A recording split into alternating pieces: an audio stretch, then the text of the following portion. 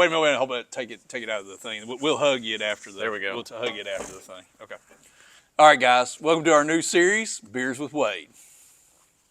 Hey guys, Wade here, Beers with Wade. This is going to be a new series that we're going to be trying out, and our very first esteemed guest is Luke Langelier from S&S Diesel Motorsport. And Luke was gracious enough to give us we had this idea, but Luke was like, you know what, we need to do the Beers with Wade thing, so here we are. So beer of choice today is Busch Light, which is this is my beer of choice, and it was Luke's beer of choice, but Luke's kind of gone over to some more worldly stuff, kind of more vodka and stuff. So we brought him back to Busch Lights. We're going to crack them. Yep. We're going to get a cheers to it. Cheers to our first inaugural Beers with Wade. Absolutely. Our S&S Huggies. Ooh, yeah. I almost forgot about the drinking See beer. if it tastes any different after you put it in the koozie. That's right. That's right. All right. It's hard to beat Busch Light. It's a good old boy beer. It is a good old boy beer. We got on the Busch Light apples too, and that kind of stuck more with Justin and me and you. We kind of let the Busch Light apple go, but yep, that was really good. I think Busch Light let the Busch Light apple go. Mm-hmm. I think they're bringing it back. One of my favorite videos you sent me at one point. I don't know that it may or may not be public friendly, but you were sitting, it was COVID time frame. Yeah. You were sitting in the truck in a parking lot at a liquor store with a mask on, Yep. taking a selfie saying, Luke, I don't know what has come of this world, that this is what I have to look like to go and try to get a Busch Light apple. And it was roadies, Busch Light roadies, so with the apple, so, you know, that it kind of hurts your street cred when you're on Busch Light apples when you're mixing them in with your roadies. It does. I'll have to send that video to Adam and see if he can use that creatively somewhere. That's cool because, I mean, honestly, that's kind of like a lot of the text messages me and you have got. You know, we don't talk a whole lot of business stuff. It's not always like I'm trying to buy a backhoe off of you, or you're getting me a lawnmower or something like that. But that's been the cool thing about our friendship and actually, I guess, our business partnership too. It's been a lot of that. You know, when DCRs first came out, we brought a cattle trailer up and picked our first load of DCRs up in a cattle trailer that hadn't been cleaned or anything like that. So that was about as fitting as I can think of. Is we had a bunch of pre-orders. We had stuff we were rolling out. You guys had some of the first ones on order, and I called you up and said, hey, if you want to cut a couple days of turnaround time out of this, just drive up here and pick them up. And you made it happen in short order. We were loading up DCRs and pallets of stuff in a cattle trailer and hauled it back to Kentucky. And we were just trying to bring a pickup up there and get a couple, and we couldn't get two trucks. I was like, man, the only thing I know to do is grab a cattle trailer, so that's what we did, so it worked out perfect. Yep.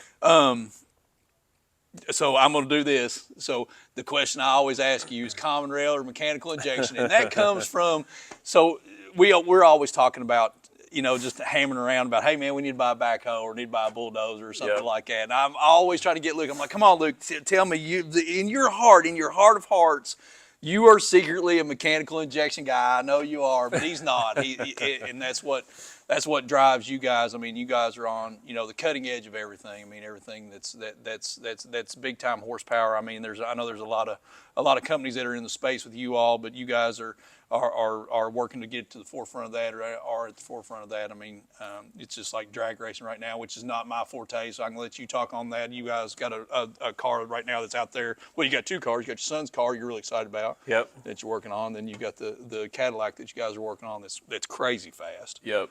Yeah.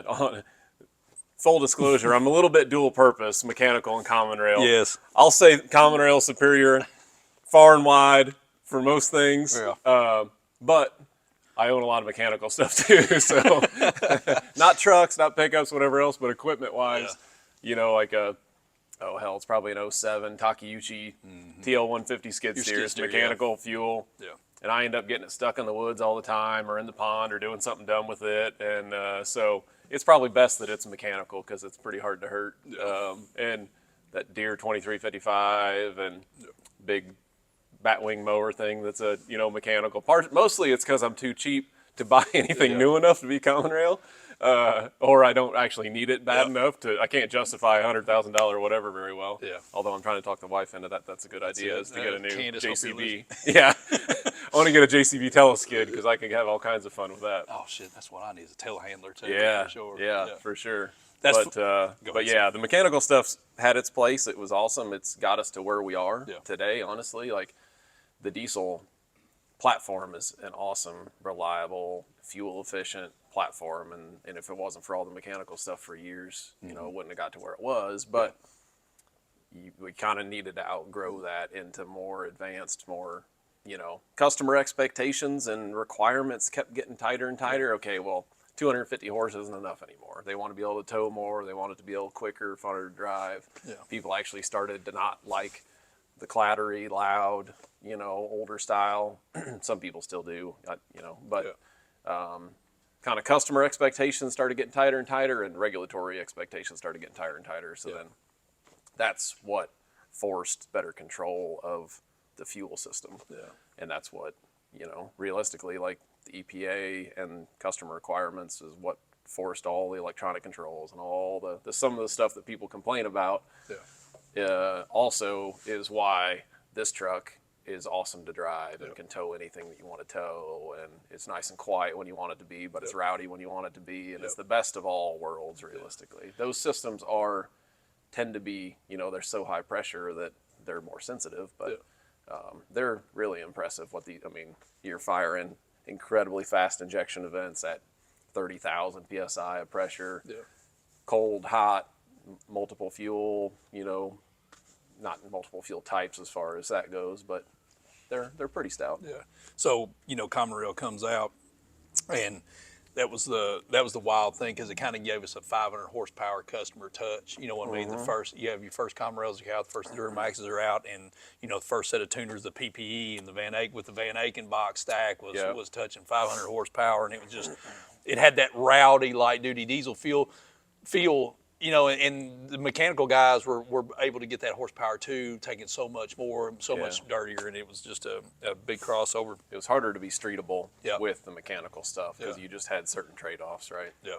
Even like, you know, pulling tractors or any of that kind of stuff. They're hard to start. They're hard to get spooled. They just don't have as many levers to pull. You got you static timing. You got not variable pressure really, and you're kind of handcuffed. But Common Rail's fully flexible. Well, and Common Rail's coming into truck pulling now too. I mean, there's some serious big time, you know, Lucas Oil trucks that are going to make, you know, are making waves in the sport right now. Yep. You know, it's drag racing. You've got kind of got the domination already, but golly. Yeah, Common Rail really comes in when you need more sophistication. And you know, we love the pulling stuff. I grew up since I was a little kid going to the farm show and national championship tractor pulls down there, and love all that stuff. But the electronic controls everything's gotten so competitive now.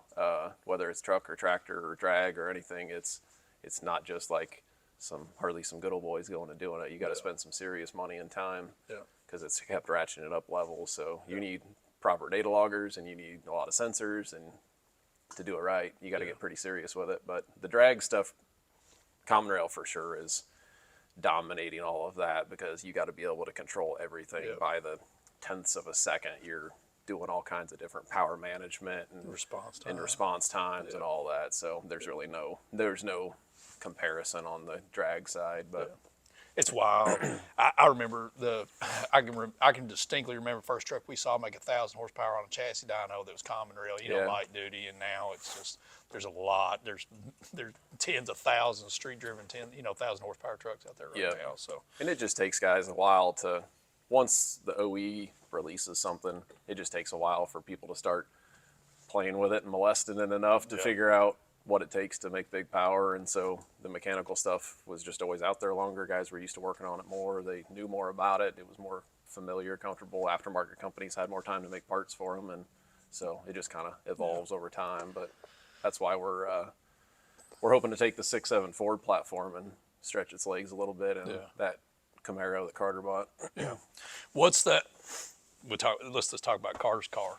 So now you got a son. Yep. He's going to be drag racing. Yep. I guess. Yeah, he's been around the race stuff for most of his life, and so he's like, man, I got a good race car. He's 18 now, but he's been working full time since he was 16, and he's been saving up money and decided that he's hot to trot on getting either a 670 or 590 car, and he was looking at a variety of them and looking at trying to find something. I was like, not a truck. I don't care what you get, not a truck. It's got to be something different. It's got to be light and it's got to be different. And so he was looking at cars, all kinds of basically retired gassers that you can get rollers pretty cheap, and looking at Fox body Mustangs and stuff. Like, the idea was to use a Ford, the 6.7 Ford engine to, I think it's a good platform. Good displacement. Good displacement. It's a good platform. It's pretty well designed. Fuel pump's got some issues, but we've got, a solution for that with a DCR. So basically see what kind of help. Not a lot of people are pushing that platform, but try to make that, something, show that it can really perform. And so we ended up buying a 69 Camaro. Yeah. And I don't think we've publicly announced that we're going to put a 6.7 Power Stroke in a 69 Camaro yet, but this is the first Beers with Wade, so we might as well publicly announce it. Yeah, Carter, sorry, bud.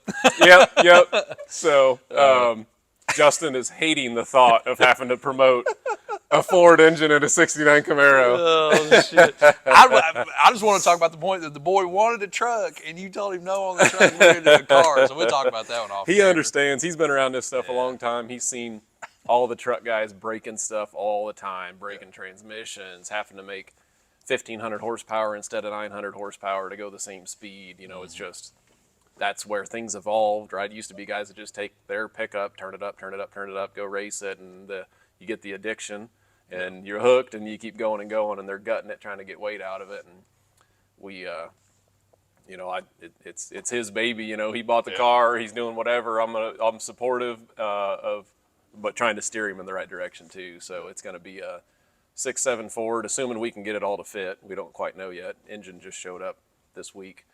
And so he's super. I've been to South Carolina, gone, whatever else, and he's texting me, hey, I'm going to bring these engines home, start tearing them down. So it's going to be a 2023 high output. Ford sells engines so cheap, like just, Really? Yeah. So you just bought a crate motor. Brand new. The thing's 1,250 foot-pounds from the factory.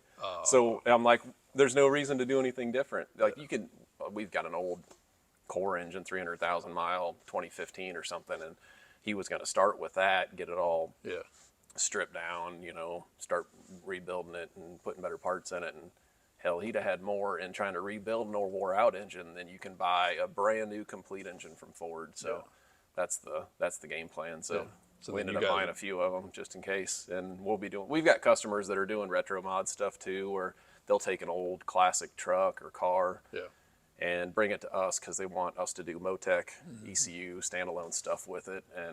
And so that, again, is becoming to be a more popular engine platform. So we'll do some dyno work, see what we can stretch its legs a little bit. But that's wild. The torque is really what drives the engine architecture as far as how strong it's got to be. And the high output ones like my truck that's got a DCR that we just, Ian just did all the work to get that thing converted over, and we're testing. It's going great with it. The thing's a beast. 500 horsepower from the factory, 1,250 foot-pounds. All we got to do is, for the weight of what that car ought to be, we should only need like 800 horse to run 590s, which is pretty dang quick. It's a pro class and pretty quick, but all we got to do is hold that 1,250 foot-pounds of torque up at a higher RPM, and we got over 1,000 horsepower, but don't really have to work the bottom end of the engine that much harder. Yeah, just let the math do its thing. Yeah, it's just foot-pounds times RPM divided by 5252, and there's your horsepower. So that equation works out. Get the RPM up, and you get free horsepower. Again, don't worry about it, Candace. Mom, everything's going to be fine. It's perfectly logical. So, but that'll be a good time. He's excited about it. So you thinking about having that car on the track for 2024, or? Probably not. We'll see how things progress. It had a big block Chevy in it, and a Power Glide before, and it needs completely. It's a cool car. It's a blue '69 Camaro. Like that body style is hard to beat, but it needs a decent amount of work. We got to figure out if the engine will fit, how to get it to fit, cutting some bars out of it, doing some things like that, and then it's going to need gutted, and it'll get rewired and all that kind of thing. So get Motec set up in it and see what we can do. Well, we talk about DCRs all the time. I guess we'll just touch on, you guys brought 2023 up. This is the first 2023. We got a DCR in, and driving and everything worked out pretty good. I know Ian and I talked quite a bit on fitment on that, and I know that's going to be stuff for coming out later, and we'll leave that for that. But the 2023 is definitely on the table for you guys. But 23 is the 450 state carb testing. The 23 is actually the test vehicle that we're going to use to apply to all the other model years. Yeah. It's the tightest requirements, tightest emissions and everything, so it's the toughest, but everything's going great with it. Let's talk about some cool stuff since we're drinking beer. So we'll talk about Andrew for just a minute. Yep. So Andrew's kind of gone off in Andrew world. If you guys don't know, Andrew is the other business partner in S&S Diesel, and he's kind of gone off here lately, and he's gone into the rig world. And I was shocked. I wasn't shocked, but I was surprised when we got to the booth at the Farm Machinery Show, and the semi was in there. So talk some about what Andrew's doing with the pumps on the stands now and stuff. I mean, that's big rig stuff. That's pretty cool. You know? Yep. Andrew's got a special spot in his heart for the semis. Hell yeah. Because that kind of somehow anybody that wants to do crazy stuff with diesel finds us. I don't know how. We're not like advertising that or whatever really, but it's guys and. We've got customers in New Zealand doing road racing semis with like a mid-engine. Yep. It's a semi that you pop the hood and you can't even see the engine because it's basically under the cab. And guys in Europe and Australia and all over the place. I don't know. They crazy guys want to push the limits, somehow get a hold of us. And several years ago, we started working with some of the Canadians on the uphill drag racing semis. They're running uphill side by side, I don't know, 100,000 pounds or so behind them. Yeah. Wheelies, launched with one of the steer wheels off the ground. Yep. Shifting, manual shifting, slamming gears, and those guys are wild, and they're making big power. And so a few years ago, we figured out how to convert Cat engines. A lot of them are C15 or C18 or kind of a hybrid of the two. Caterpillar engines to common rail. Yeah. We actually use big, what have used to have been Cummins injectors out of like a 60-liter QSK 60 V16 engine. You all call them ordnance or the ordnance injector? Ordnance is kind of the name that we've applied to like any custom injector. Okay. To not have to come up with like a new name every time or whatever. Ordnance is just kind of like the Billy Badass hot rod injector, whether that's for pullers or for drag, and a lot of times it's kind of a custom build. Yeah. But the big dog injectors that are, like say, originally out of like a 60-liter V16, and then we heavily modify them to make big power in these racing semis that people would think is kind of crazy. Wild. But Andrew's got a soft spot for that. He's been working with those guys for years. And so at the farm show in the booth, Ryan DeBrew with a pulling semi that runs like NTPA and PPL sled pulling, brought his rig down from Wisconsin and hung out there in the booth with us. And it's bad. It's a beast. Yeah. Big Weimer Charger. It's running 2 CP9 fuel pumps, which are also off of like a 60-liter engine, and we modify those too for higher output and higher RPM. They're about that big or so. Yeah. Twins of those driven off of one side, and so it's a beast. That's bad. That's bad. But yeah, he loves getting creative with those guys, figuring out how to make stuff work and making it happen. And honestly, it's been a game changer for because like they're again now. It used to all be mechanical. Yeah. And now guys that have got more capability, they got better data loggers, they can make better decisions. Because you can look through the log and be like, oh, we missed a shift here, or hey, it looks like it's falling off at this RPM, or you can get really into it and make improvements and keep going after it. Getting it downsized into a light duty truck. Exactly. Yep. And that kind of on the highest level with the drag cars, pretty much most of the well-performing, kind of successful diesel drag guys are all running our electronic controls, Motec standalone ECUs, and fuel systems and whatnot. But that's going well. We just had debuted with Jared Ring and Daniel Pierce, the Ring Racing Cadillac. Yeah, it's Larry Larson's old ATS that he built for No Prep Kings, Street Outlaws stuff. They bought and put a small tire, radial tire on it, and put a billet Cummins Freedom engine in it, and thrashed on it, and they took it down to lights out in South Georgia a week or so ago. Yeah, and then that car will run ODSS, I guess. Is he going to ODSS it or not? It's set up for radial, which is the small tire. It runs Pro 275, which is a rowdy class. Those guys are running 370s, high 360s now, and so it's a tough class to compete in. Yeah. But they're committed and making it happen. So that's an awesome car. Yeah. And it for its first outing did really well. It had just gotten finished. It was at our shop for a couple weeks getting wired, and Andre worked through the night, a couple nights trying to get it done in time, and got it all going and got it fired up. When we were at the farm show was when they first fired it up Yeah. and staged some cops out there. Like Dathan, one of my designers, knows some of the guys, and I think they called some of the local cops. And then we got the Cadillac, a drag Cadillac out there, you know, with cops staged, like pulling it over out on the highway and having all kinds of good time. Well, I'm going to ask. So Adam kind of challenged me to ask you, figure out a proverbial question to ask you. So this is what I've come up with. So we've seen pretty much everything on chassis dyno. So we'll just talk about light duty chassis dyno numbers. You know, just easy stuff. We've seen 3,000 now. So the question is two-part. When will we see 4,000, and what's it going to take to get there? From a fuel perspective, from what you do and what you all will support to get us there. That's a good question, and I was just having that conversation with Jared on the way up here because that's about where they need to be to run that class, is in that 4,000 range. Fuel-wise, we've got a lot of, actually just in the last 6 months or so, on the injector side of things, we've done a lot of development for a higher flow, custom injector, custom nozzle stuff. I think I'm confident we can, you know, that's going to be beneficial for the pullers because it's a really fast, crisp injection. And that's what they need when they're air limited. They need like the best efficient burn. But on the drag side, with higher RPM and big power, you also got to be able to get the window, the fuel in a really short window.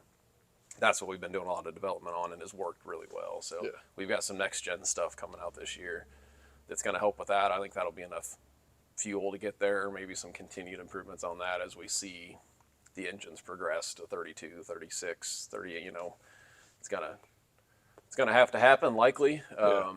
But and we've also been working the last year or so on fuel pump improvements. Right now, the guys are making 3,000 horse on 2 of our stroker pumps, which is wild realistically compared to like where things used to be on how much power you can make with a single pump. But and the rotating assemblies that are out there, the offerings that are out there now are going to hold that. I mean, we're we're going to learn some things on like, you know, I know like Firepunk was just dynoing recently, you know, trying to push the limits on things and found some issues, melted some pistons, and you know, it's the whole you got to crack some eggs to make an omelet kind of thing, right? So I'm sure the guys that are pushing the limit are going to find some things. I'm sure it's going to be a little painful along the way probably, but you got to do it to push the limit. There again, I think RPM is also what we need to be really leaning on, kind of back to the same with the power stroke thing.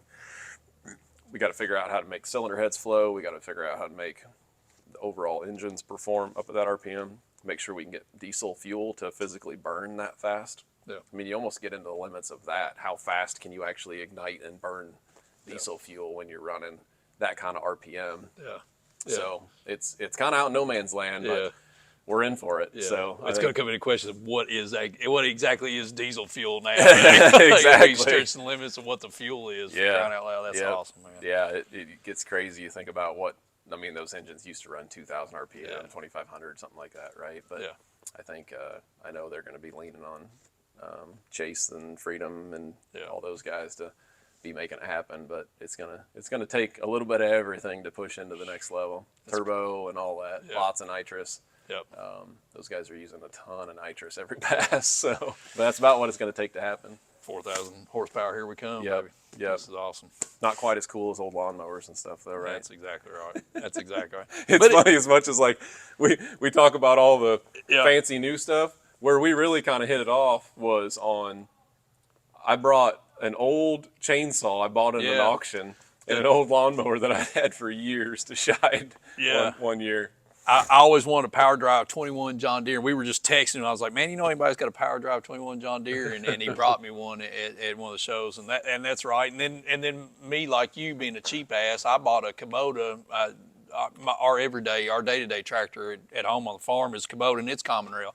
And it's got a Denso system on it. I was texting Luke. I had some issues that I didn't want to just throw an FCA at it, see if FCA would fix it. So him and I were kind of bouncing some ideas back and forth and blah, blah, blah. And I was trying to talk him into taking the injections, put them on test stand. I wound up fixing it, you know, by throwing a damn FCA at it and fixed it. But it was just, you know, it's kind of him and me just being cheap asses and, you know, trying to figure stuff out. And, you know, in what it is. So kind of wish it hadn't been common rail because it wouldn't take me so long to figure it out. All right, so we're gonna wrap it up. We talked a bunch, and then we can talk, you know, all night. But I appreciate the conversation. Appreciate Absolutely. the first beers with Wade. Yeah, thanks for having me. You guys got any questions about S&S, common rail injection, 4,000 horsepower, or rusty lawnmowers? We're your guys. You got it covered either way. Thanks for watching. Thanks.